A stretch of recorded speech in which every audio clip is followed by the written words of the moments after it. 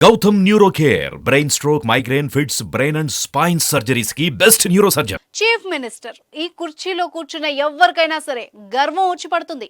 అహంకారం ఆభరణంగా మారుతుంది. గెలిచే వరకు జనం భజన చేస్తారు. గెలిచిన తర్వాత జనాన్ని వదిలేస్తారు. అధికార దర్పం చూపిస్తారు. కానీ ఈ సీఎం అలాంటి వ్యక్తి కాదు. సీఎం అంటే చీఫ్ మినిస్టర్ కాదు, కామన్ మ్యాన్ అని నమ్ముతున్నాడు. జనానికి దూరంగా ఉండలేను, నేను జనంలోనే ఉంటాను అంటున్నాడు. కావాలంటే ఈ వీడియో మీరే చూడండి. చూసారా? ఈ వీడియోలో రేవంత్ రెడ్డి క్యారెక్టర్ చాలా క్లియర్గా కనిపిస్తోంది. ఏ ముఖ్యమంత్రి అయినా సరే ఇంట్లోంచి బయటకు వచ్చే ముందు సెక్యూరిటీ ఉంటారు. సీఎంకు ఎవ్వరూ అడ్డుపడకుండా జనాన్ని క్లియర్ చేస్తారు. కనీసం షేక్ హ్యాండ్ ఇవ్వడానికి కూడా ఇష్టపడరు. కానీ రేవంత్ రెడ్డి తన సెక్యూరిటీని కాదని జనంలోకి నడుచుకుంటూ వస్తున్నారు. ఆయన కోసం ఎదురు చూస్తున్న జనాన్ని కలుస్తున్నారు. కనపడ్డ వాళ్ళకి షేక్ హ్యాండ్ ఇస్తున్నారు. వారితో మాట్లాడుతున్నారు. జనం చెప్పేది వింటున్నారు.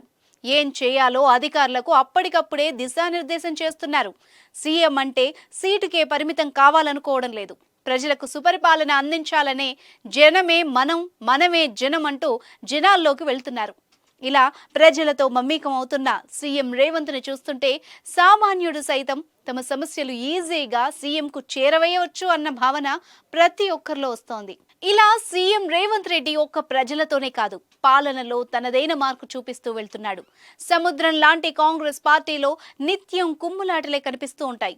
వర్గపోరు, ఆధిపత్య పోరు, పైరవీలు, ఒకరిపై మరొకరి చాడీలు, ఇలా ఒక్కటేంటి అన్ని రకాల కుమ్ములాటలకు కేర్ ఆఫ్ కాంగ్రెస్ పార్టీ అనడంలో సందేహం లేదు. అయితే అది ఒకప్పటి మాట.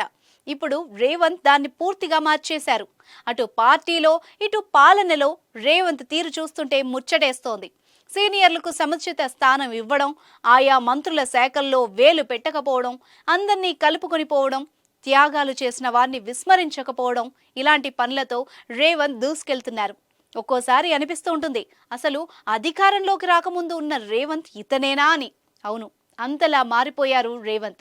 ఎలాంటి మంత్రి పదవి చేపట్టకున్నా ఏకంగా ముఖ్యమంత్రి సీట్లో కూర్చున్న రేవంత్ అనుభవలేమితో అట్టర్ ఫ్లాప్ అవుతాడనుకున్న వాళ్లకి నెల రోజుల్లోనే దిమ్మ తిరిగే షాక్లు ఇస్తున్నాడు.